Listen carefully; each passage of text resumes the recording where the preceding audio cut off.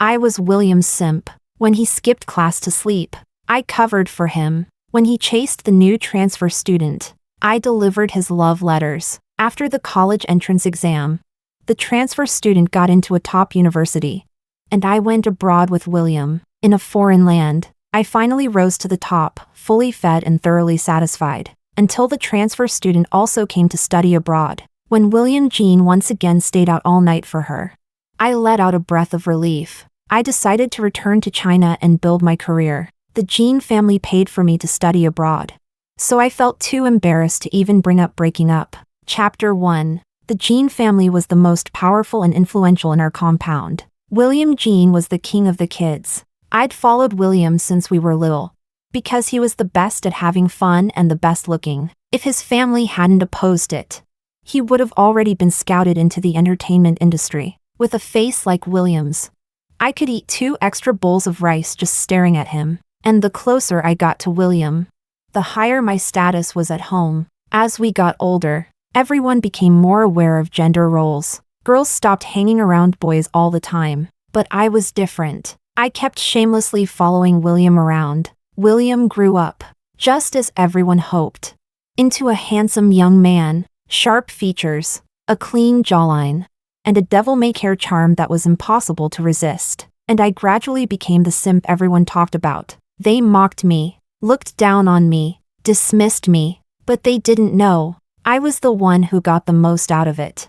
The less William liked me, the more at ease the Jin family felt about me. My family got resources, and I got into the elite class full of rich and powerful kids, just by sticking with William. Chapter 2. High school for the privileged kids was anything but boring. Their life paths had long been planned by their families. Every road led to Rome, and even if the road was blocked, they could carve out a new one from thin air. But I was different. My family could only guarantee I had enough to eat and wear, and that I wouldn't be looked down upon in settings that required background or status. That's it. So, I clung to William even harder. When he skipped class, I covered for him. When he napped, I did his homework for him. Even when he set his sights on the new transfer student, it was me who went digging for information. She was a stubborn little white flower, admitted through full scholarships and grants. Plenty of girls had chased William before. Some sweet,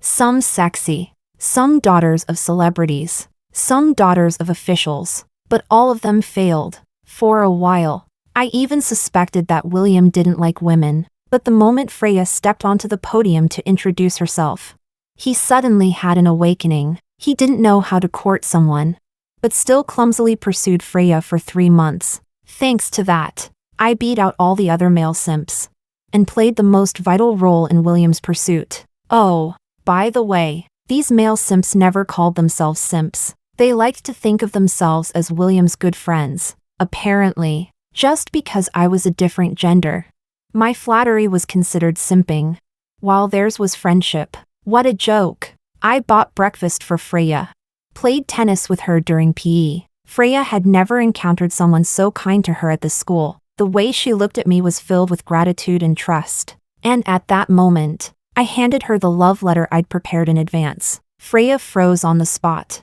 She stared at me in disbelief. I quickly added, "It's from young Master Jin." As expected, Freya threw the letter straight into the trash can. When William Jin went to find her, he was scolded and called a spoiled rich second gen. Freya never said another word to me after that. I didn't care. I was busy comforting the heartbroken William. He'd had smooth sailing his whole life, and this was the first time he'd ever been hit with rejection. He pretended not to care and drank. But just after a couple of shots, he got himself drunk. While drunk, he cupped my face and asked me over and over again, Why doesn't she like me? I gently coaxed him.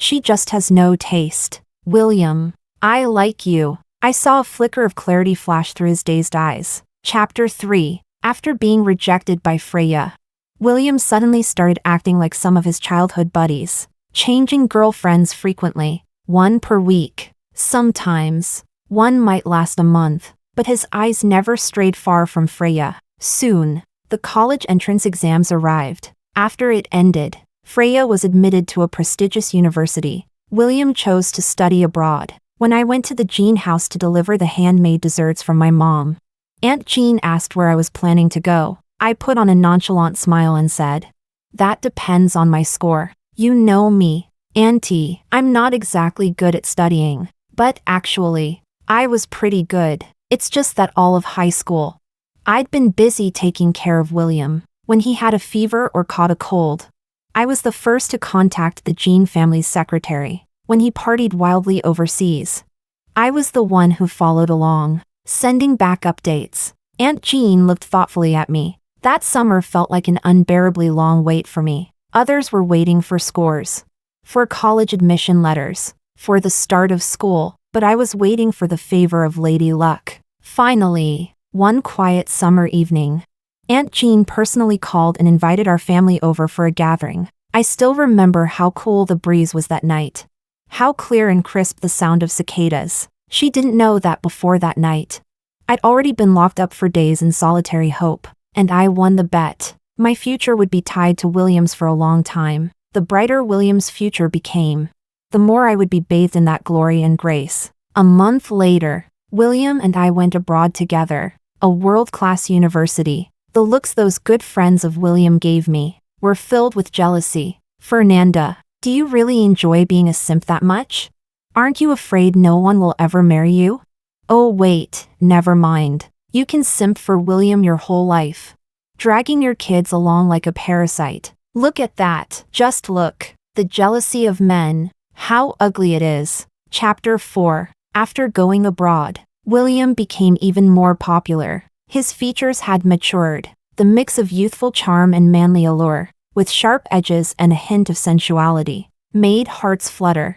I continued to do whatever he asked, without complaint. The first year abroad, William really let himself go. He might be in Seattle in the morning, and Los Angeles by the evening. He still changed girlfriends frequently. During the Lunar New Year, the mistress Uncle Jean kept showed up with her 13-year-old illegitimate son and caused a scene in front of Aunt Jean. Aunt Jean told William not to come home, so I spent the New Year with him in New York. As we stayed up late for the New Year's Eve vigil, he suddenly asked me, "Fernanda, do you think some people's hearts never change?" I didn't hesitate much and replied, "Yes, they do." William laughed and said, "But I think I don't like Freya anymore. I can't even remember what she looks like now. Even though back then, I thought I'd never liked anyone so much before. I felt he was simply attracted to someone completely different from himself. Was that really love? But if you ask me, what is love? I couldn't answer either. No one ever taught us. Fireworks lit up William's excessively beautiful face outside the window. As if possessed, I grabbed William by the collar and kissed his delicate lips. Adults move fast. By the time William reacted, the arrow was already on the bowstring. There was a flash of hesitation on his face as he looked at me. "Are you sure about this?" The coursework at this elite university was brutal. On top of that, I still had to be William's nanny. I needed to blow off some steam. "William, that's your job. It's also the reward I deserve." I ran my hands over his 8-pack abs and answered his question. I was eating well, far too well. William's eyes darkened, as if he wanted to devour me whole. He was so delicate, so arrogant, so indulgent, so full of flaws. But in that body, he was a walking temptation. Lucky me, I poured out years of pressure. That stifling childhood, the twisted family dynamics, I never had a moment's relief. And I spent it all, wildly, on William. He matched my passion with equal fervor, seemingly tireless. "Fernanda, do you like me that much?" I nodded without thinking. "Fernanda, don't regret this." He stared at me stubbornly, as if trying to see into my soul. For a moment, I had a strange illusion. Could he actually like me? After that night, William and I were together. There was no official confession, no announcement, but he stopped seeing other women. Once, an Asian girl clung to him for a long time. Eventually, he lost patience and said he already had a girlfriend. That set off a storm. Lots of people started digging to find out who William's girlfriend was. A few days later, I got a call from Aunt Jean. She asked about my studies, then transferred me a 7-figure allowance. At the end of the call, she said, Thank you for taking care of William. Before I could react, all I heard was the busy tone. She knew everything. In her eyes, I was like a concubine attending to a young master in ancient times. William happened to walk by. Fernanda, what are you dawdling for? I lifted my eyes and replied with a smile. Coming. Chapter 5. For the remaining 2 years of college, William and I lived a shameless, hedonistic life. Well, mostly I was the shameless one. Despite having a string of ex-girlfriends, William was surprisingly conservative about this sort of thing. Even when I threw myself at him, he would still blush. Maybe I'd just been under too much pressure these past years. I devoured William completely, sometimes just seeing me made him tremble. As graduation and our return home approached, I once overheard William Jin arguing with Aunt Jean on the phone. It seemed to be about an arranged marriage. In the end, he replied impatiently, "Fine." That night, he was unusually gentle with me. I thought, this must be our last night together. He was going to break up with me. I waited for days, but everything remained the same, so I carefully brought it up myself. He glared at me, puffing his cheeks like an angry toad. I don't agree. He threw a tantrum, then held me tightly and said, Fernanda, let's stay abroad, okay? Just the two of us. For a moment, I almost believed him, until Freya appeared before him again. Chapter 6. Freya was still dazzling, like a delicate white flower blooming on the edge of a cliff. She got into this school on her own, with professors fighting over her and a scholarship in hand. I saw William freeze, staring at her. His gaze never left her, just like back when Freya first transferred schools and introduced herself in front of the class. But this time was different. This time, she stepped down from her pedestal and walked over. She greeted him naturally. William, long time no see. They exchanged contact info again. All their past unpleasantness seemed to vanish like smoke. After all they'd been through, they met again. Both of them had grown up a lot. That day just so happened to be our 2-year anniversary. I had spent a long time preparing a full dinner, even made a PPT and a short video. It documented every moment we'd shared over the years. William told me he'd be back soon. I waited 3 hours. What I got was a call from Freya. Using his phone, Fernanda, William got a bit too happy and drank too much. Can you come pick him up? I hesitated, but went anyway. That night, he passed out and slept through our anniversary. Later, on my birthday, he left again at a single call from Freya. The streets abroad aren't exactly safe. Freya said a thug was following her. William didn't hesitate at all. He rushed off so fast. He forgot to tell me where he was going. He strode out, the door closing right in front of me. The villa was suddenly empty, just me alone. At the same time, I received a message from Freya. Fernanda, back then, did you intentionally make me reject William? No matter how hard you try to stop it, people who are meant to be together will find each other. Reading her taunting texts, I couldn't help but laugh. She didn't know I had wanted to break up for a long time. William didn't want to return home, but I did. He's just a spoiled rich heir. If he doesn't go back, what can he even do? Aunt Jean already arranged everything for me. If nothing goes wrong, I'll rise quickly through the ranks. My future will far outshine my father's. I'll bring honor to my family like no one else ever has. And now you're telling me you don't want to return home? If I were still William's girlfriend, how could I justify going back alone? Chapter 7. Freya sent me her location. At first, I didn't want to go disturb William and Freya, but then I suddenly remembered Aunt Jin's warning. William could mess around out there, but he mustn't cause a scandal. Jean family's money didn't come free. I had to help Aunt Jean keep things under control. I messaged William. He didn't reply, so I grabbed the half-used box of ultra-thin condoms from home and took a cab over. Outside the apartment building, I saw Freya in William's arms, crying. I was so scared. Thank goodness you were there, darling William. Can I call you that? William looked tense and awkward, unsure where to place his hands. That little white flower, usually so independent and strong, was now showing such a vulnerable side. William didn't have the heart to say no. In a low voice, he replied, "If you want to." Freya saw me. She smiled sweetly at me. then let out a delicate little whimper as she walked upstairs, as if she'd twisted her ankle. William didn't hesitate. He picked her up in his arms. His eyes stayed on Freya the whole time. He never saw me. They went upstairs quickly. I stood downstairs for a while, letting my swirling emotions slowly settle. A few minutes later, I knocked on Freya's door. William answered, as if he were the man of the house. Freya was sitting on the couch, one delicate foot raised, with a small medical kit beside her. One of her socks was in William's hand. The moment he saw me, William looked a little surprised. Fernanda? What are you doing here? He didn't seem too happy that I'd interrupted. Still, I fulfilled my duty and shoved the box into his hand. Don't forget this. As I said it, I even winked at him. William looked down at the box in his hand, completely frozen. I won't get in your way. See you around. Chapter 8. Just as I turned to leave, William grabbed my wrist. Fernanda, what the hell was that supposed to mean? What do you think I was doing? He crushed the little box in his hand, voice tight with barely restrained anger. His grip on my hand was forceful, almost painful. I looked over and saw Freya lounging on the couch, watching me with a half smile. When she spoke again, her voice had turned soft and pitiful. Is Fernanda jealous?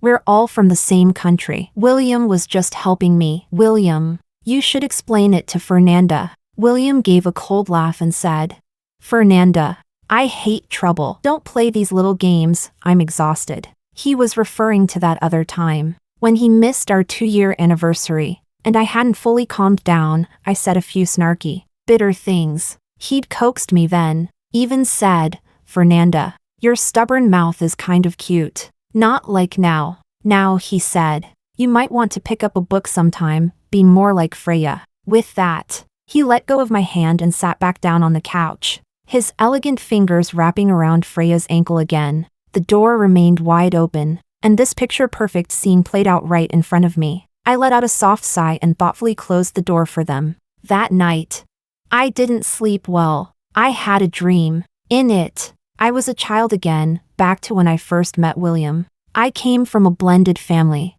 Back then, my father had just lost his wife. My mother rushed to bring me to him, like she couldn't wait. But my father never really saw me as his child. I had an older stepbrother from my dad's side, and a younger half-sister from my mom's. At home, my father was all power and presence in front of my mom, but outside, in the compound, he bowed to everyone. All the family resources went to my stepbrother. All the love went to my half-sister. I had nothing. I was invisible for years. Even if I got top scores on an exam, it didn't matter as much as my half-sister landing a golf ball into the hole. One time, I was hiding in my secret base, clutching a perfect test paper, crying quietly. That's when I met William. Chapter 9. He told me this place was his turf and ordered me to get lost. But then he saw my red eyes and tear-streaked face. He clicked his tongue in disgust, but didn't chase me away. When my mom came looking for me,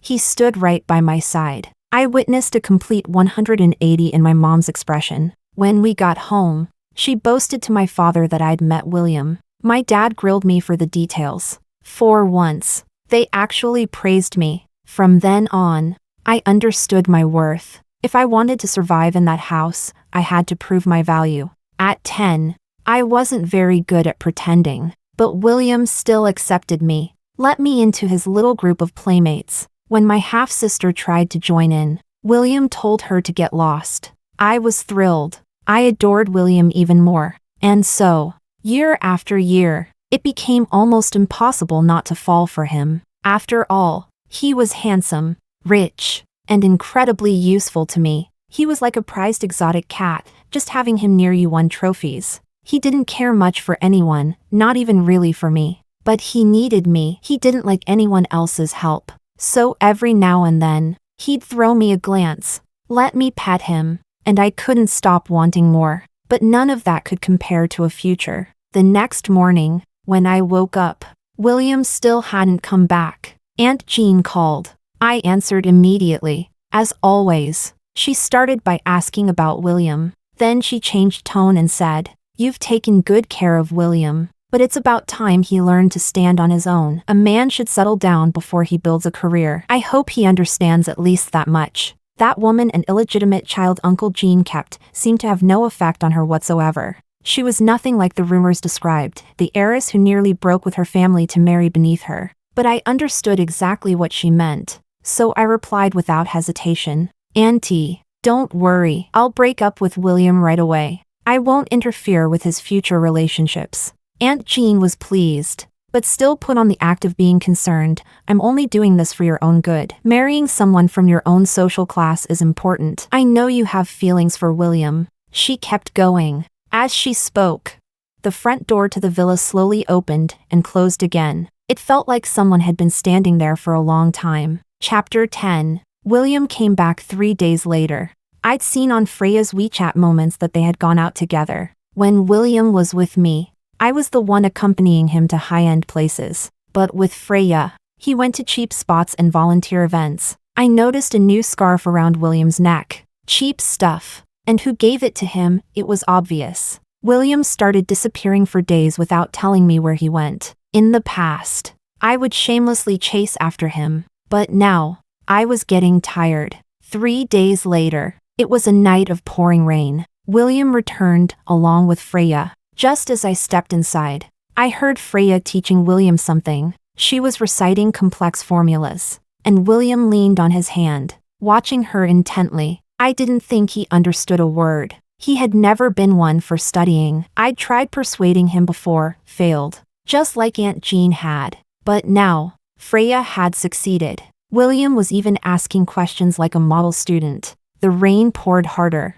When Freya got up to leave, William stopped her. There are plenty of empty rooms in the villa. You can stay. Freya looked hesitant. But I didn't bring a change of clothes, William said, like it was the most natural thing in the world. Just wear Fernanda's. That doesn't seem right. Shouldn't we ask Fernanda first?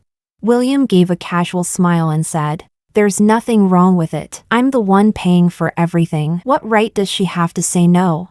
I didn't interrupt them. I went to make dinner as usual. William didn't like maids, so over the years, I'd filled that role myself, while I was chopping vegetables. Freya came to inform me, excessively polite. Fernanda, I'll stay the night then. I'll be borrowing your clothes too. Then she turned to William with a teasing look. William, me staying over won't be awkward for you and your little girlfriend, will it?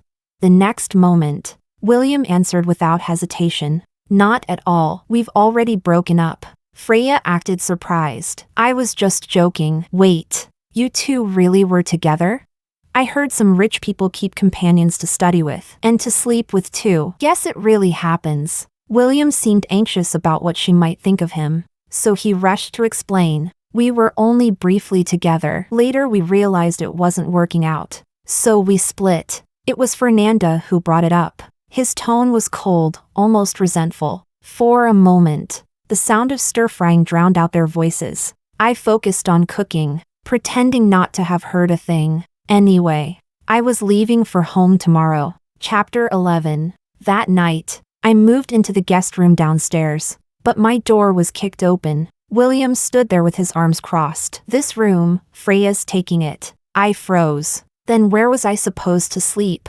It was definitely inappropriate to keep sharing a bed with William. After a moment of thought, I moved into the maid's quarters on the first floor. Before bed, Aunt Jean sent me a message. She had just spoken to William on the phone and noticed he sounded a little nasal. She told him to take some medicine, but knowing he wouldn't do it, she asked me to bring him the pills and make sure he took them. I got out of bed, grabbed the medicine, and went upstairs. That huge bedroom, I'd lived there for 2 years. But now, I could hear another girl's cheerful laughter from inside. I knocked and stood there for quite a while before hearing a cold come in. William glanced at the pills in my hand and let out a sneer. Fernanda, don't you have any self-respect?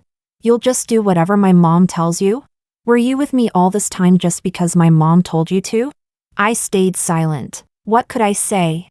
Tell him I'd long been scheming for him, that I craved his body? He'd probably tear me apart right then and there. When I didn't answer, William scoffed. Fine, since you're that shameless, I've got nothing else to say. He looked at me with thinly veiled contempt. You really are nothing like Freya, someone who has dignity and self-respect. My heart clenched. But just for a moment. I'd always lived by one rule. Take the money. Do the job. So I followed along with his script and said, well, after all these years, you've gotten what you wanted. Congratulations. I wish you two eternal happiness. William stared at me in silence. Freya watched like it was all entertainment, then casually came up with an excuse to leave the room. Now only William and I remained. The air felt thick with awkwardness. I was flying home the next morning. The job I was taking required me to report in quickly. I'd informed Aunt Jean. She had no issue with me leaving a few days early. I'd always wanted to say goodbye to William, but the chance never seemed to come. Tonight might be it, so I cautiously said, you know, Freya could take care of you too. Freya wasn't some pampered heiress. I'd heard her family was poor. She probably knew how to handle chores, perfectly suited to looking after William. To my surprise, William refused. He shook his head. No, she's too busy with her studies. She's her professor's star pupil. She doesn't have time to take care of me. That's your job, to take care of me. My throat suddenly went dry. In that moment, I saw exactly how William saw me. Of course, one was the self-made female lead in her own story. The other was a parasite, a simp who clung to the Jin family to survive. William didn't want to burden Freya. She had her own career and future. But me? In his eyes, I was the lowly simp who should orbit around him, his live-in maid. Before dawn broke, I rolled my suitcase out of the villa. As I watched the foreign land beneath my feet shrink smaller and smaller, I knew I was stepping into the next chapter of my life. Chapter 12. I had thought Freya would move into William's villa, and the two of them would begin their happily ever after. But just 1 month later, Freya showed up in front of me. She must have been waiting for me outside my office for a while. There were several cigarette butts in the trash bin nearby. The moment she saw me, she stubbed out the one in her hand. She casually explained, I got a really good offer, so I came back early. Top-tier company, strategy department, 7-figure salary. I nodded. Congratulations. I had never seen her smoke before. In my memory, she was always the good girl. Back in high school, I remembered her tugging at her hair. Stuck on the last question of an exam, I secretly passed her a cheat sheet. She destroyed it right there and later scolded me after the test, saying cheating wasn't right. I obediently listened on the surface, but didn't take it to heart. After all, I was working to conquer her. I wanted her to trust me, to become friends with me. I subtly and repeatedly fed her the idea that I like William. I let her witness firsthand how William's childhood friends mocked me, called me a simp, picked me apart, humiliated me. I saw her face flush with anger as she rushed to defend me. Everything was going according to plan, until she tore up William's love letter and refused to be my friend anymore. Now, we stood together in the cold wind, watching people pass by. Fernanda, do you think you're clever? She asked. I didn't answer, but it seemed she wasn't expecting one anyway. You made William completely addicted to you the day after you left. He realized it. He tried calling you, only to find out you'd blocked him. He went to his mother, got a brutal scolding. She called him a weaning brat, then immediately introduced him to a potential marriage partner. She shifted gears and added, to be honest, I really didn't like William at first. Trust fund baby, useless, arrogant, stupid. The only thing he had going for him was his face. But eventually, I started to feel sorry for him. She suddenly stepped closer. I could smell the faint scent of women's tobacco on her. It was unusual. She said, you didn't make me reject William because you liked him. You did it because you didn't want me to fall into a rich boy's game. I looked up at her but didn't confirm or deny it. Girls from her kind of family could never go far with someone like William. Whether in high school or in college, William had never been truly independent. Whatever he could offer, just crumbs from between his fingers, was only enough to give Freya a comfortable youth. But girls like her didn't want a comfortable youth. They wanted a brilliant future. Then again, who was I to decide that for her? Before leaving, I said, you're overthinking it. I just didn't want you to steal William from me. He was still useful to me. I thought that might be the last time I ever saw Freya. The false friendship of our youth deserved a proper ending. From now on, we'd each walk our own bright paths. Not long after, I worked overtime for several days straight to prepare for an inspection. My days and nights flipped upside down. Finally, after finishing work and heading home, I saw William. He was standing under a streetlight, staring at me. His expression was angry, yet his eyes were filled with hurt, like a cat that had been abandoned. Chapter 13. William had run back to the country in secret. Neither Aunt Jean nor Uncle Jean knew about it, but they would, very soon. The moment I saw him, I messaged Aunt Jean. "Fernanda, was it fun messing with me? Am I that easy to fool?" This arrogant cat had gotten everything he wanted, yet still acted like he was the one who'd been wronged. I couldn't find a way to soothe his fur the right way, so I just stayed silent. He walked up to me and grabbed my face tightly. "Fernanda, do you really think we couldn't make it? Or is it just that this crappy job of yours matters more to you than I do?" "Both." But I couldn't say that out loud. I was afraid if I did, he'd explode on the spot. Though, honestly, he was already losing it. "Or is it," he asked, voice trembling slightly, "that you never actually loved me?" The truth was, I had loved him, but there were too many things ahead of him on my list. And besides, he was the kind of man who stopped valuing you the moment he knew you loved him. He dated more women over the years than I'd ever seen handsome men. I wasn't drop-dead gorgeous, nor was I the smartest girl in the room. I didn't think I was the one for him, so I came up with a compromise of a response. I said, "I don't want to be in a relationship that no one blesses." William froze. With that brain of his, it probably took him a few loops to process it. Right then, the guy I'd gone on a few blind dates with recently showed up, holding a bouquet of flowers. "Who's he?" I didn't answer. I simply took the flowers from his hands. "He knows you spent all those years with me?"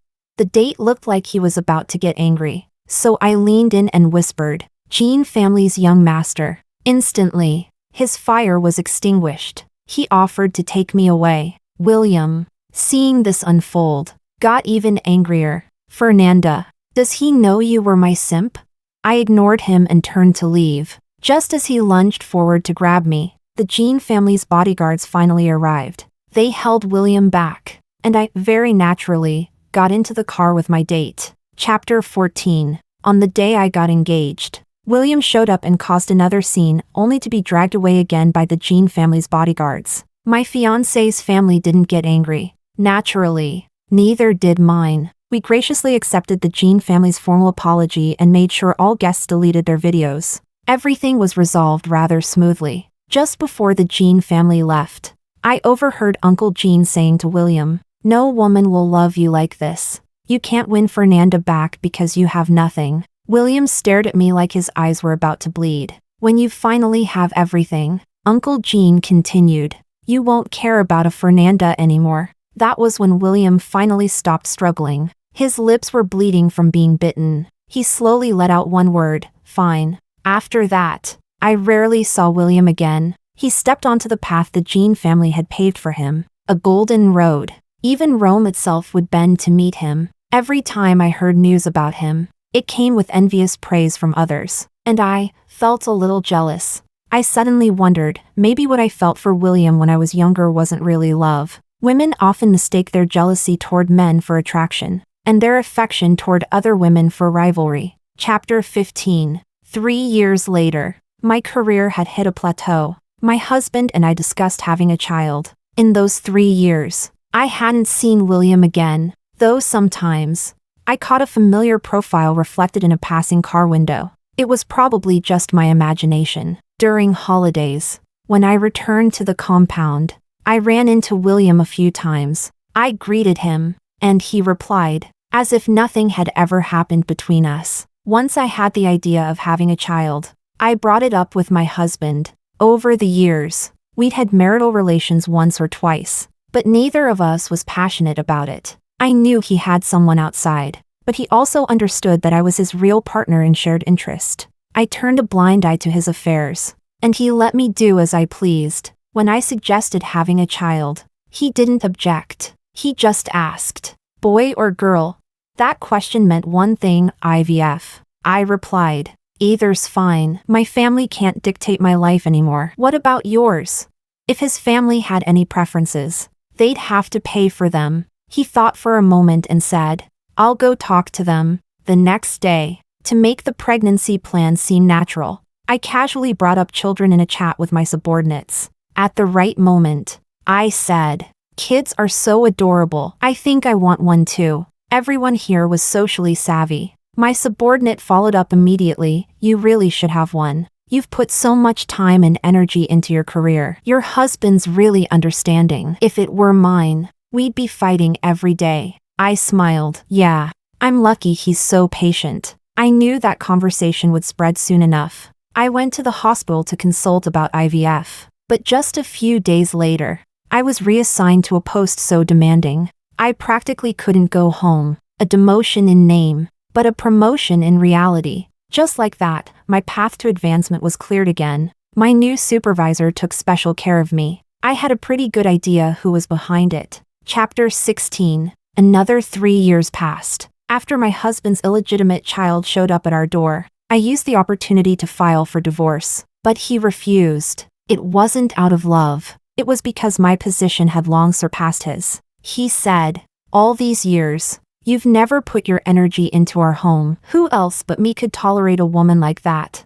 To be fair, his tolerance was high. He'd married me back then without blinking. Even in the past 2 years, when people dug up my history with William, he pretended not to know. But I didn't need any of that. When people lack something in childhood, they tend to chase it in adulthood. Like how I once lived in a tiny room, a former storage space converted for me. So now I bought a big house, combining 2 bedrooms to make a grand master suite. There were too many things I was deprived of in childhood. So for years, I had been striving, grasping. In a way, I think I've made up for it. As that phrase on the internet goes, I raised myself all over again. But what I overlooked was, this was also my first time raising myself, and I didn't actually know what I truly wanted. It felt like I'd gotten everything.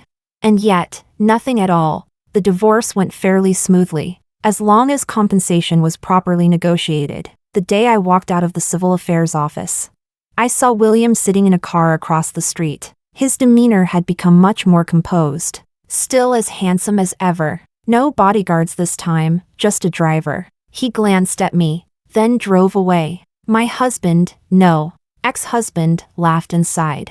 How devoted he is. All these years, he never got married. Still waiting for you. He heard about your divorce and came to be there for you. I smiled and shook my head. That's not what it was. I think he just wanted to test that sentence Uncle Jin once said. One day, when you have everything, you won't care about a Fernanda anymore. Now, he could have me easily. But now, does he still want me? I looked at the car as it disappeared into the distance, and I think I already knew the answer. Love is like revisiting a familiar place.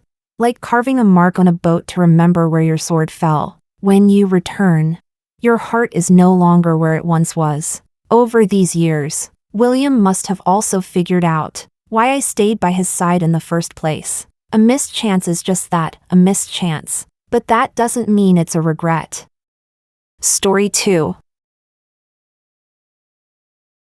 The 9th year of entanglement with Leo, his mistress stormed into my birthday party, declaring their true love and demanding that I grant them a divorce so they could be together. Leo watched coldly, waiting for me to clean up the mess caused by his disobedient lover, just as I always had. But that day, I suddenly felt tired of it all. I stood up and gave him a faint smile. I'm going to get some fresh air in the garden. Leo didn't think much of it, assuming I went out to cry in private, as usual. But 1 hour passed, then 2, then 3, and I never returned. He finally went looking for me. In the garden, all he found was a burnt-out cigarette and a ring. He knew I wasn't coming back. Chapter 01. Year 5 of marriage. By the 5th year of our marriage, Leo had taken in a delicate and enchanting ballet dancer. Her name was Sandra.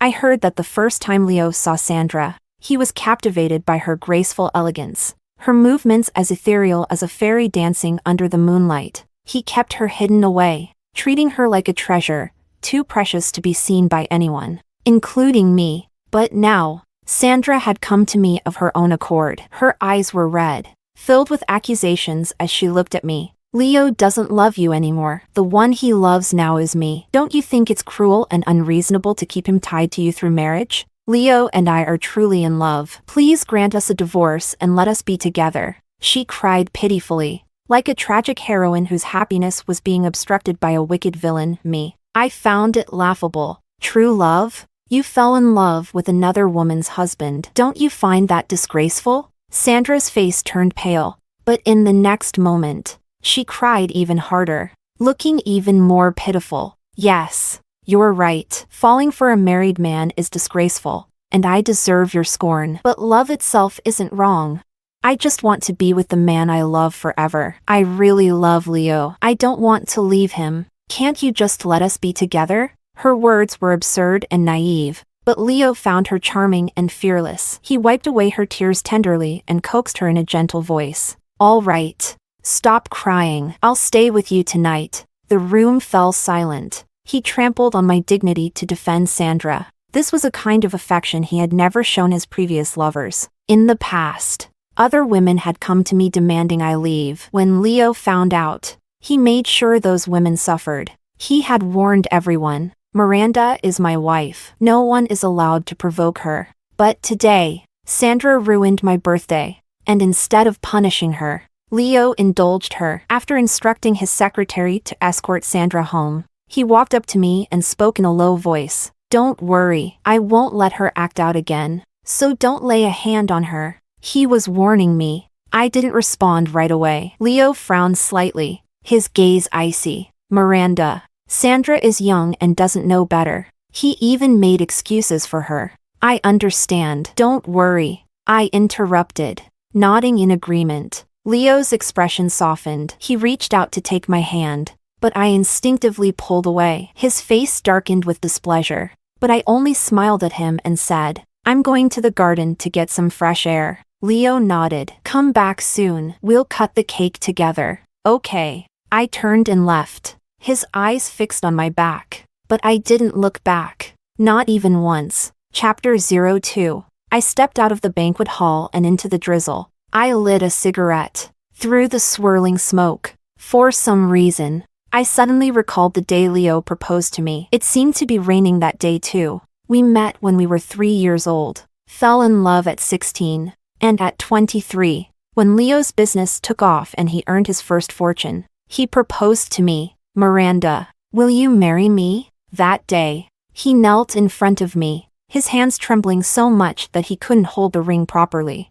I lowered my eyes to look at him and asked just one question. Will you love me forever? Without hesitation, he swore, always. I believed him. I believed he meant it at the time. But feelings change so easily. At 27, Leo started seeing a younger, prettier woman. When I found out, he knelt before me, crying and begging me not to divorce him, promising he would change. But once there's a first time, there will always be a second, a third, and a fourth. Now, he doesn't even bother to hide it anymore, and I don't bother to make a scene. I've fought enough. I've seen enough. Like with Sandra, Leo treats her differently. For her, he warned and threatened me 3 years ago. Such a scene would have left me shattered and sobbing. But now, I only feel tired and disgusted, because I know better than anyone that Leo will never divorce me for Sandra. It has nothing to do with love. Our years of marriage have created too many ties,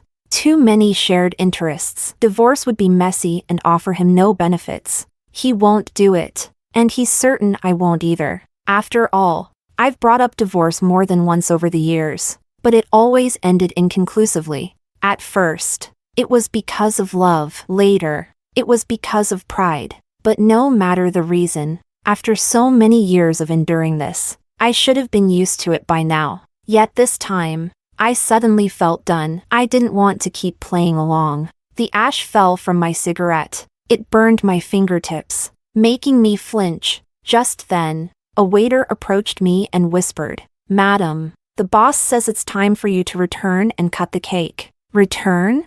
I snapped back to reality. After a brief pause, I extinguished the cigarette and smiled faintly. Tell Leo I'm not coming back. Chapter 03. The waiter relayed Miranda's words to Leo. Leo's expression darkened. The others quickly tried to console him. Madam is probably just in a bad mood. Women throw little tantrums sometimes, boss. You should let it slide. Women need to be coaxed, boss. Why don't you go and cheer her up? Hearing this, Leo wavered. He and Miranda had known each other since childhood. No one understood better than him how deeply Miranda loved him. Today, he had asked Miranda to be lenient with Sandra and to coax Sandra into leaving. He had promised to spend the night with her. He shouldn't have said that. It was Miranda's birthday. He should have stayed by her side tonight. He had made a mistake. With that thought, Leo turned to the waiter. Was she crying? Miranda had always been a crybaby. She cried when she was sad,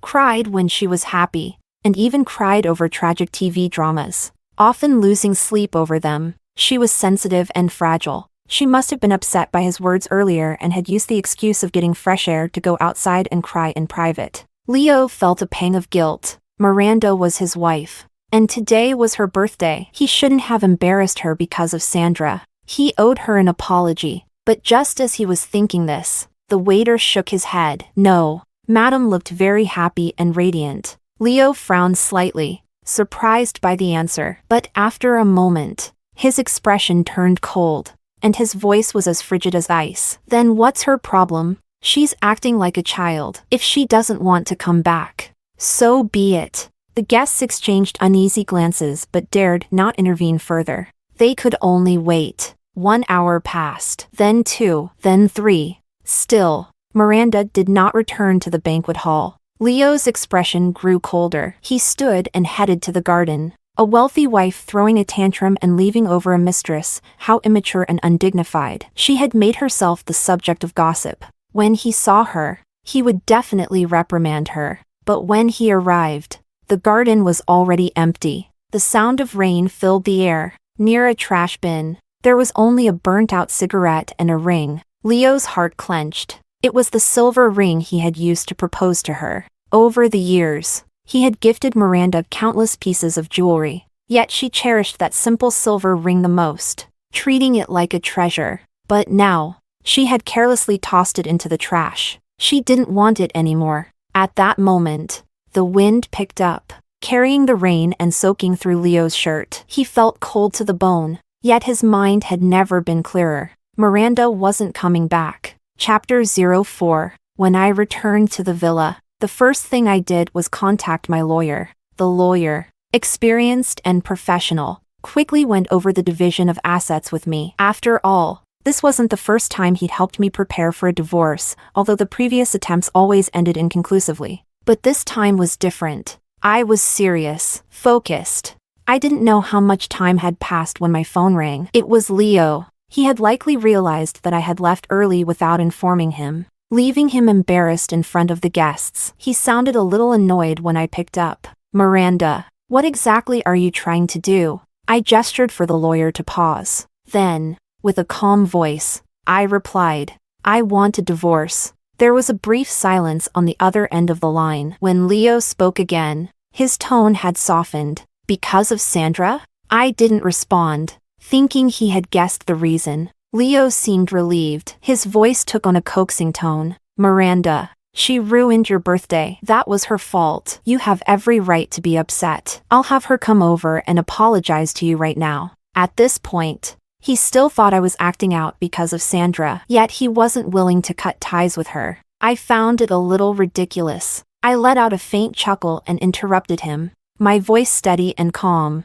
Leo, this has nothing to do with anyone else. Then why? I want a divorce because I don't love you anymore. Leo, the road ahead is long. I just won't be walking it with you anymore. The words felt like a weight lifted off my shoulders. There was a touch of melancholy. But more than that, there was a sense of relief and freedom. Leo was silent for a moment. On the other end, I could hear the faint tapping of his fingers against the table, a sign that he was deep in thought. When he finally spoke, his voice was low and heavy. What are you trying to pull this time? Chapter 05. He still thought I was just throwing a tantrum. It was a familiar scenario. Every time I caught him cheating, After every fight and every tearful confrontation, he would look at me with that same exhausted and indifferent expression, his eyes filled with confusion, and he would ask, "Over the years, my money and shares in the company have all been in your hands. Those women were nothing more than meaningless flings. No one could ever threaten your position. You will always be my wife.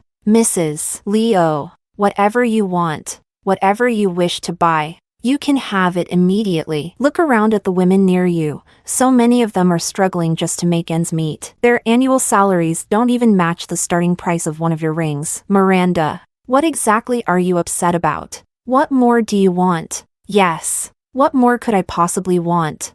A life of luxury and privilege. So many people envied me, even my father. After beating Leo severely, eventually softened and tried to persuade me. "Let it go," he said. "Pretend you don't know. Make it work. Love doesn't hold a candle to financial security." I understood the logic, but I just couldn't accept it. I couldn't accept that childhood sweethearts and partners through hardships would end up in a hollow, loveless marriage. I couldn't accept that love would decay into resentment and indifference. So I cried. I fought.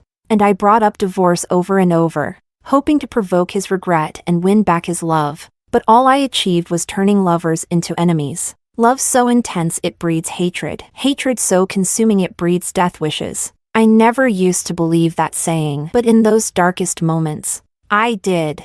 Leo, you probably won't believe this, but there was a time I wanted to kill you, and then kill myself. I thought my words would horrify him, but instead, he asked, "So why didn't you?" I froze. Then I let out a soft laugh. My voice was light as I replied, "Because that day, you called me sweetie." Chapter 06. Sweetie, a cherished treasure. My mother passed away early, and my father raised me alone. He gave me a nickname, Sweetie. When Leo learned about it, he started calling me that too, and he called me that for many, many years. When we were young, he would hold my hand as we ran through the fields to school, turning back to smile at me, "Sweetie, hurry up, or we'll be late." On our wedding night, he kissed my forehead, his fingertips trembling, "Sweetie, I love you."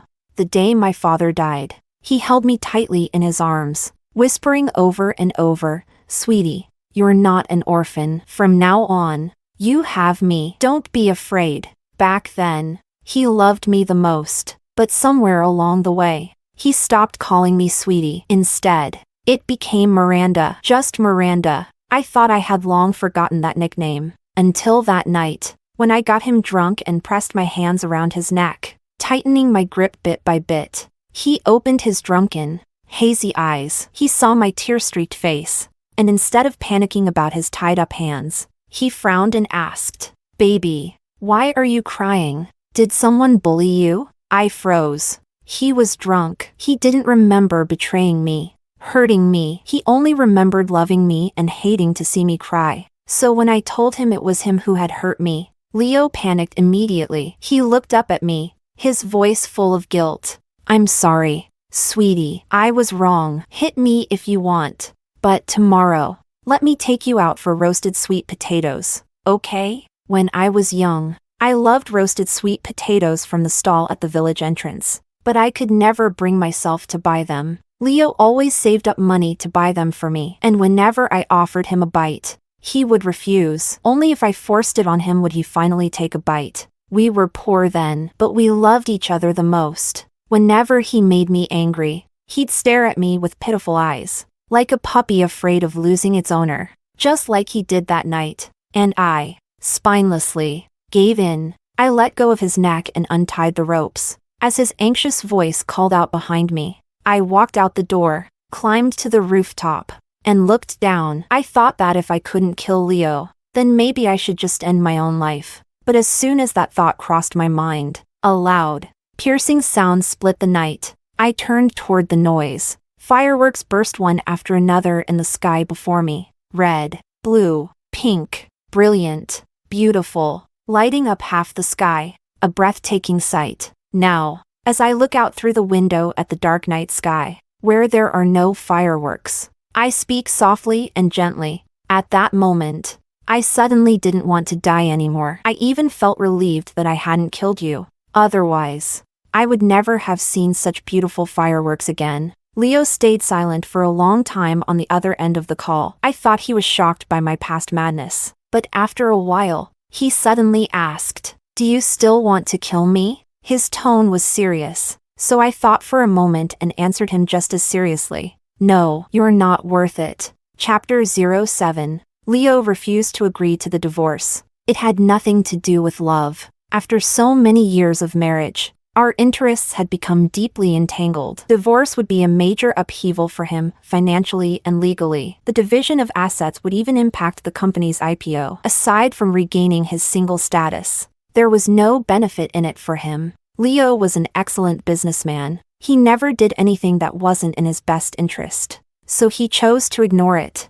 just like he had ignored my past outbursts. This time, he ignored my request, as well as the divorce agreement and the asset division documents sent by my lawyer. I had no intention of fighting with him. I simply told my lawyer to inform Leo that if he refused to settle amicably, I would take him to court. Then I packed my things and left Beijing. Right before the plane took off, I received a message from Leo. "Miranda, you know this is the most critical time for the company's IPO. Do you really have to do this now?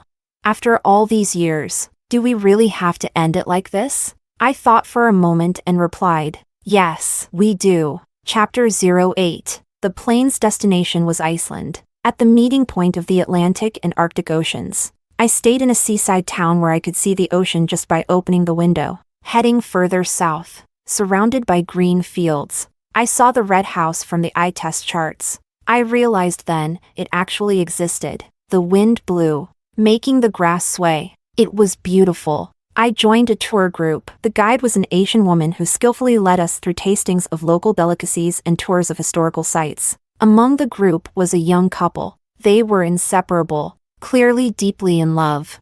I once saw the boy practicing his proposal speech over and over again in private, stumbling at first but growing more confident with each attempt. It took him 3 days. Then, at the Roman temple, surrounded by a shower of rose petals, he proposed. "Fiona, will you marry me?" Despite all the practice, his voice still trembled and faltered. Even worse than his first attempts. Awkward, shaky, but sincere. "Yes, I will." The girl, eyes brimming with tears, accepted the ring. Amid cheers and applause, she threw herself into his arms. They held each other tightly, under a cascade of petals. It seemed as though they had embraced the entire world. On the way back, the boy went to pack their things, and the girl sat down next to me. She carefully touched the ring on her finger, cherishing it, and then noticed the faint mark of a ring on my own finger. She blinked and looked at me. "Were you married, too?" "Yes."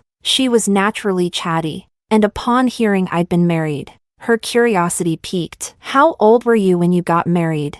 "I just started working. Do you think I'm too young to have said yes?" She was young. Her eyes were filled with dreams of the future, admiration for her fiancé, and nervousness about marriage, afraid of choosing the wrong person, of taking the wrong path. Unlike me, naive and fearless, I had chosen Leo. I believed love could overcome anything. But later, I realized that love was the source of all obstacles. Marriage brought me nothing but endless wounds and tears. My marriage was undoubtedly a failure, so I had no grounds to offer her romantic advice or inspirational speeches. I simply told her, "I got married at 23. Now I'm 32 and preparing for a divorce. For me, marriage isn't about age. If you like someone, be with them. If you don't, leave them. Keep it pure and simple." She listened, nodding uncertainty, and then hesitantly asked, "Are you divorcing because you fell out of love?" I smiled and nodded. "Yes, we grew tired of each other." Chapter 09. On the 7th day after Miranda left,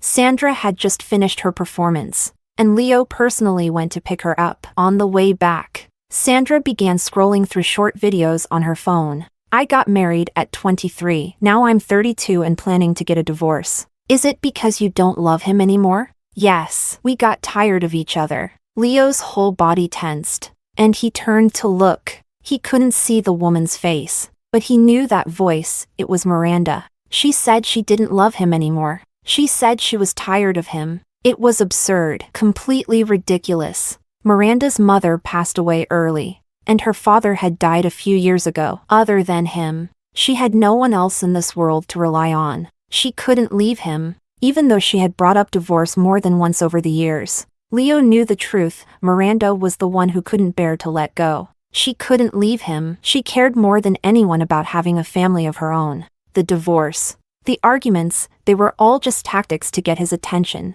There was no way she didn't love him anymore. Leo tried to reassure himself, but deep down, an uneasy feeling spread like a shadow. Desperate for reassurance, he pulled the car over to the side of the road, ignoring Sandra's puzzled look, and took out his phone to send Miranda a message. But when he opened their chat, the last message he had sent, asking when she was coming home, still had no reply. Scrolling further up, he saw her last words, to handle everything through her lawyer and not to contact her. He hesitated. Then he decided to ask where she was. But his message was met with a red exclamation mark. Miranda had blocked him. Leo's fingers trembled slightly. A hollow feeling suddenly gripped his chest. And just then, he heard the girl in the video ask Miranda if he came back now, truly regretting everything and wanting to win you back. Would you forgive him? No. Miranda's voice was soft but resolute. Leo clenched his phone tightly, his jaw taut.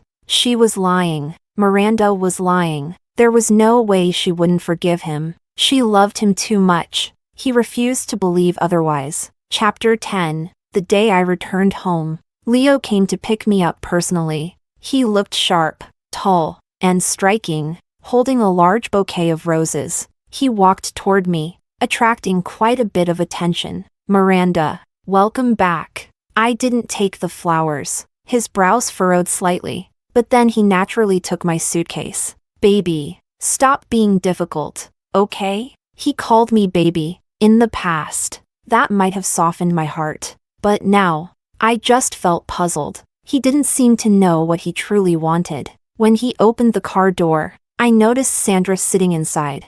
I frowned slightly. Leo quickly explained, Miranda, I know you're still upset that Sandra ruined your birthday. I brought her here to apologize to you. Sandra lowered her eyes, looking pitiful. I'm sorry. Sis, it's all my fault. Please don't be mad at Leo, okay? I silently watched the performance unfold. I didn't say a word. Leo reached out to hold my hand, but I avoided him. He sighed, as if helpless, and tried to compromise with me. If you don't like her, I'll end things with her. Is that okay? At those words, Sandra turned pale, staring at Leo in disbelief. But I refused him. No need. Younger women have their own charms. Leo froze. What? Before he could react, a young man suddenly knocked on the car window. When he saw me, he climbed in without hesitation, took my hand, and intertwined his fingers with mine. Sister, how could you leave me behind?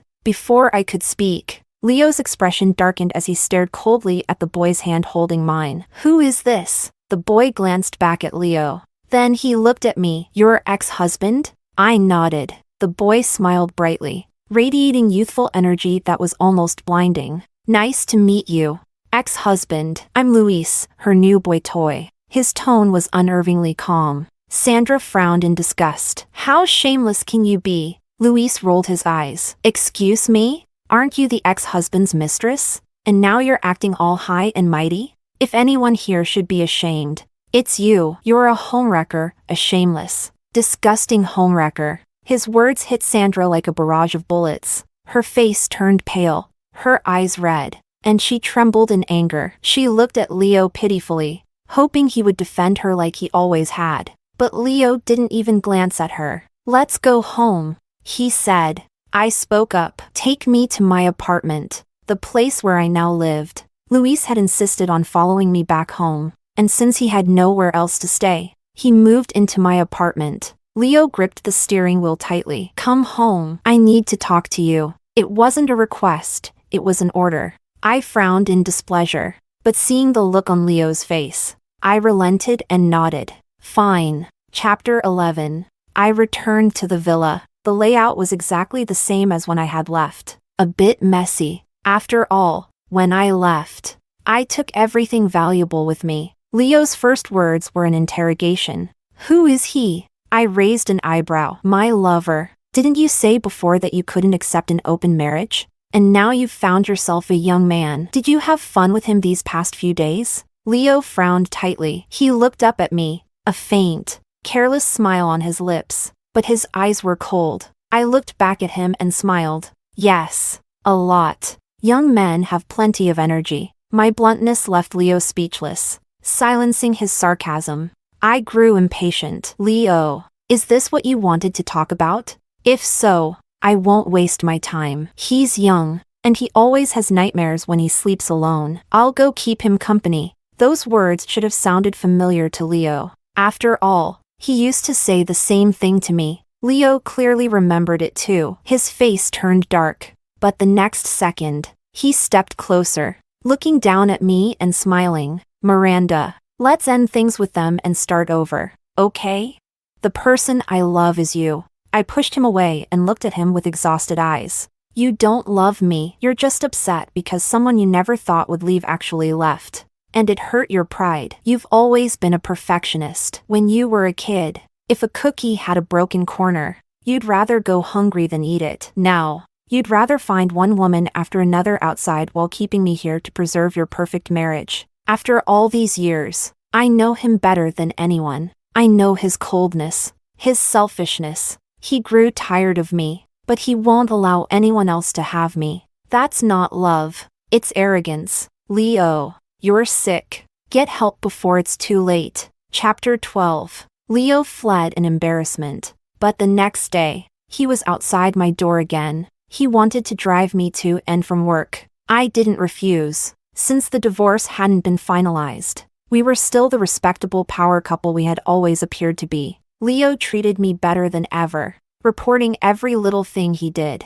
Message after message. I didn't read them, let alone reply. At the company, people still called me Mrs. Leo. They knew my status, and I had no interest in working a 9-to-5 job. With enough money, I had no hobby of enduring hardships. I held a nominal position, only showing up at the office occasionally. I had friends at the company, so I heard about Sandra through them. This time, after seeing Leo constantly lingering near my office, one friend asked if Leo had changed his mind. I laughed, then invited her out for dinner after work. She agreed, and I texted Leo, telling him not to pick me up. I'll pick you up afterward. Okay, I agreed. Chapter 13. I left work with my friend, in the underground parking lot. As she drove, she said, Leo must have broken up with Sandra, right? I told you he still cares about you. No matter how much he liked her,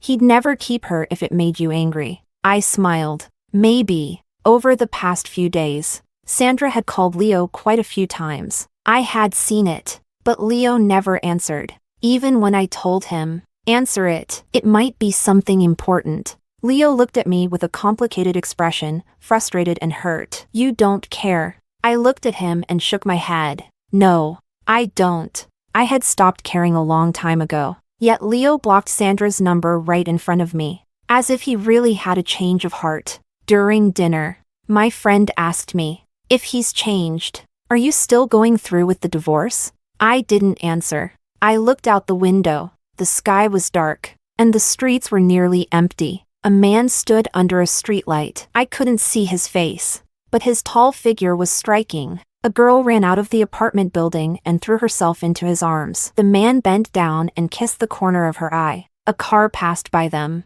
The headlights lit up their faces. It was Leo and Sandra. I watched them quietly for a moment and then took pictures of everything. Just then, my phone buzzed. It was a message from Leo. Are you done? I'll come pick you up. No need. I'm not coming home tonight. He replied instantly. Okay. I looked down. Leo was holding Sandra's hand, leading her into the apartment. Both of them were smiling. Chapter 14. In the middle of the night, I was woken up by the ringing of my phone. It was Sandra. She sent me a photo. Leo was sleeping soundly, his head resting on her chest. Her chest was covered in scattered kiss marks. Sensual, sticky, gone was the cold elegance she once had. Your husband is amazing, sis. He's long lost interest in you. Why do you keep clinging to him? At least keep some dignity for yourself. I saved the photo, thought for a moment, and transferred her 50 cents.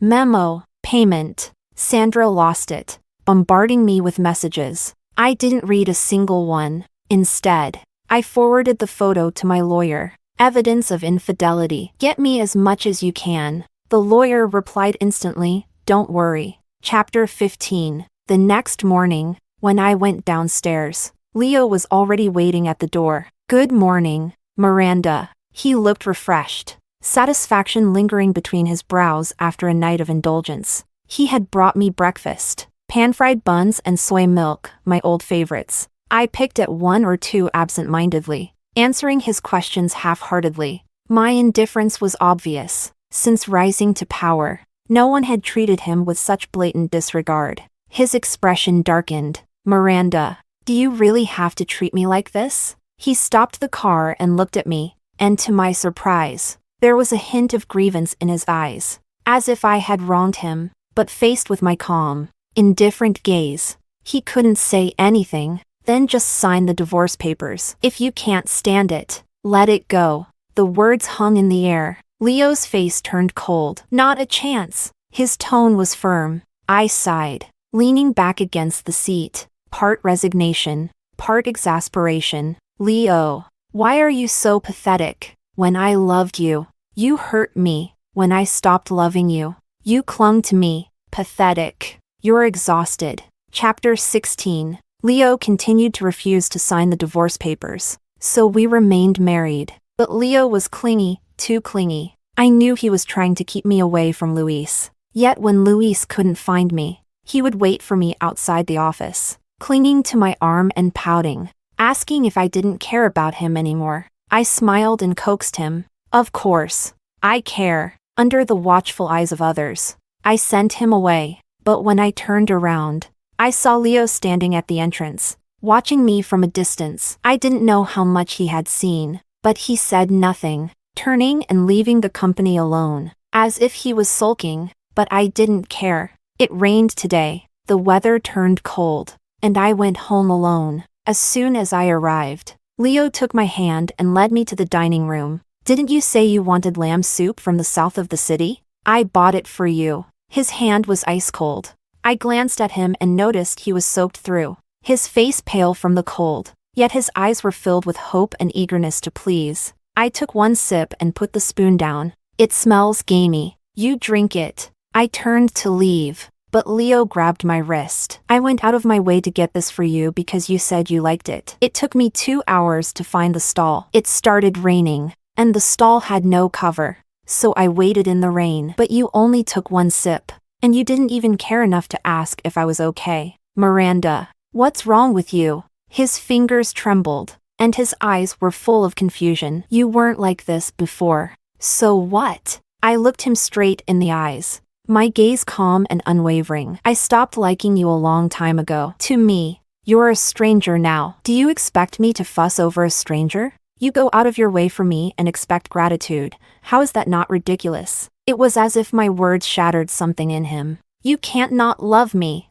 I already looked into it. Luis is just your friend. You two have nothing going on. You're just using him to make me jealous. Deep down, you still care about me.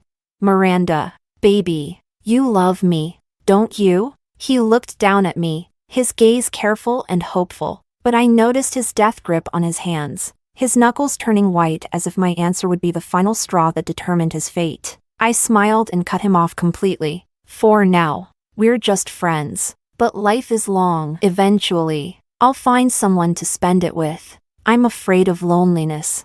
After my father died, more than anyone, I wanted a home of my own, so I never planned to spend my life alone. A man, a woman, a partner, any of those would do. Leo's eyes turned red, and he asked, "Why can't it be me?" It can't. I didn't hesitate. Ignoring the way Leo's face instantly went pale, I smiled, turned around, and walked away. I never looked back. Chapter 17. Sandra came looking for me. She brought a pregnancy test report. Compared to the cold, fairy-like appearance she had when we first met, she now carried an air of sultry sophistication, evidence of a woman deeply indulged in passion. It made her even more alluring. No wonder Leo couldn't let her go.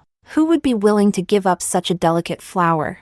Sandra told me she was pregnant. She said the reason Leo had been treating me so well lately was because he wanted me to accept the child. After all, I couldn't have children. Hearing this, I raised my eyes to look at her. Leo told you I can't have children? What else? Sandra smirked, her tone dripping with provocation. But Miranda, who doesn't know in our circle that you can't have kids? She was right. In the 3rd year of our marriage, I had a miscarriage at 3 weeks after discovering Leo's affair. I lost the baby during the argument, and after that, I never had another child. Many people speculated that I had been left infertile, whispering behind my back. They offered solutions, women, promises, but I took a sip of my floral tea, smiling calmly without a trace of anger. It's not that I can't have children, I simply refuse to have them with him. Because he doesn't deserve it. If you want to have his child, that's your problem. Don't drag me into it.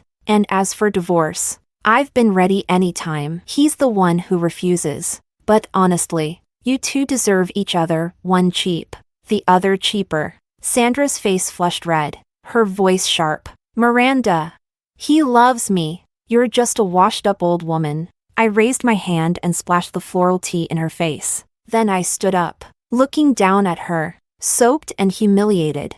I spoke indifferently. If you're so sure of his love, then hurry up and convince him to sign the papers and stop bothering me. Sandra, I'll be waiting for your good news. Chapter 18. What a pity. Sandra was useless. She stormed into the house, announcing her pregnancy to Leo, her face glowing with the tenderness of a first-time mother. But Leo's first reaction was to look at me, Miranda. This was an accident. Every time His words left Sandra stunned, but moments later, she snapped out of it and clutched Leo's arm. Leo, you clearly said you wanted to have a child with me. You said you hoped the baby would be as beautiful as I am. How can you call this an accident? This is supposed to be the result of our love. Tell me you love me. Tell me you're tired of Miranda. Why won't you divorce her?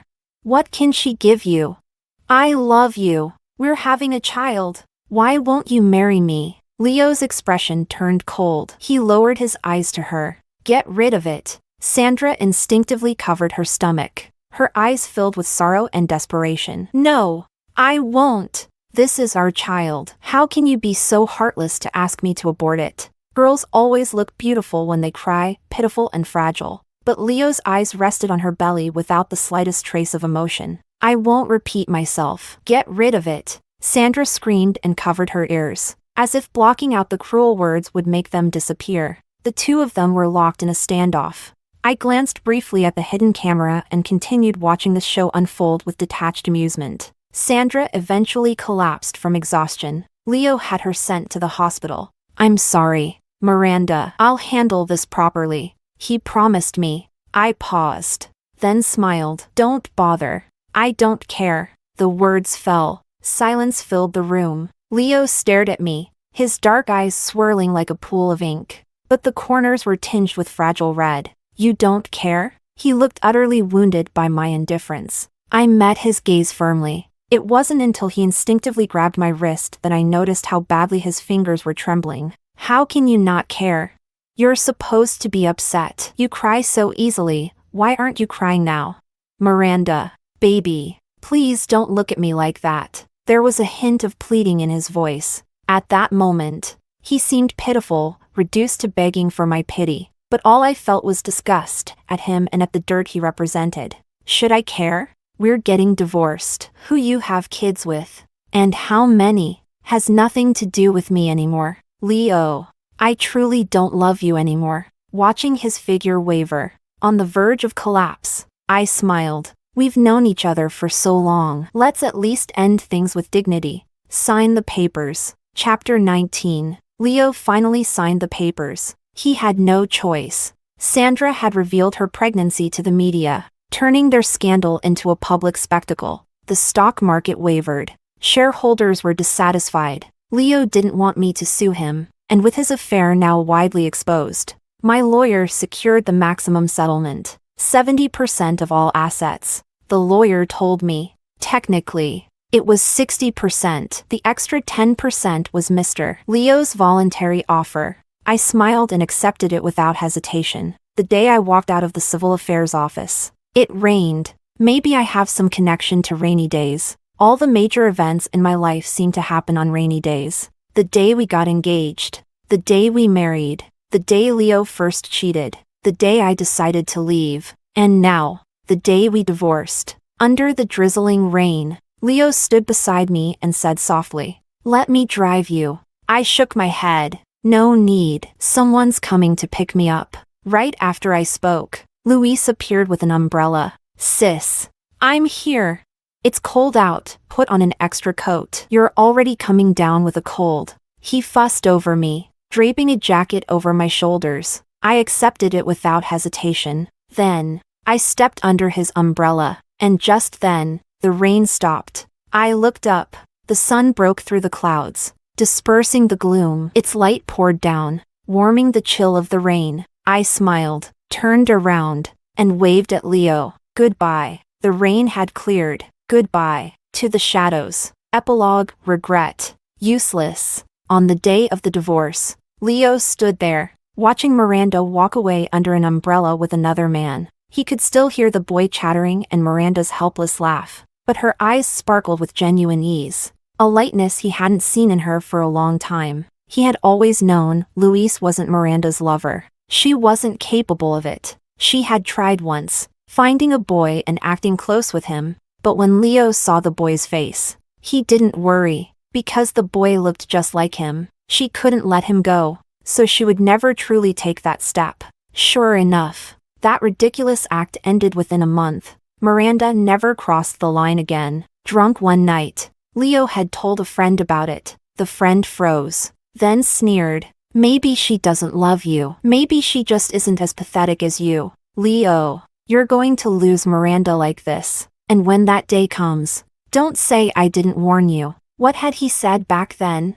Leo thought for a moment before remembering. He had laughed confidently and said, "Impossible. She'll never leave me." He thought he didn't love Miranda anymore. After so many years, he had been sure he was tired of her. But now, watching Miranda's figure disappear into the distance, his chest felt like it was being torn apart, as if he had lost the most important thing in his life. For a moment, he wanted to run after her, but as he took the first step, he stopped. He knew Miranda wouldn't turn back. She had once told him, "If you like someone, stay with them. If you don't, leave." "Leo, I really don't love you anymore. Let's end this." She hadn't lied. She simply didn't love him anymore. Not ever again. Her future would be bright, like the sun after the rain, radiant and dazzling, and he would remain standing in the rain for the rest of his life. But no one cared. No one ever would again.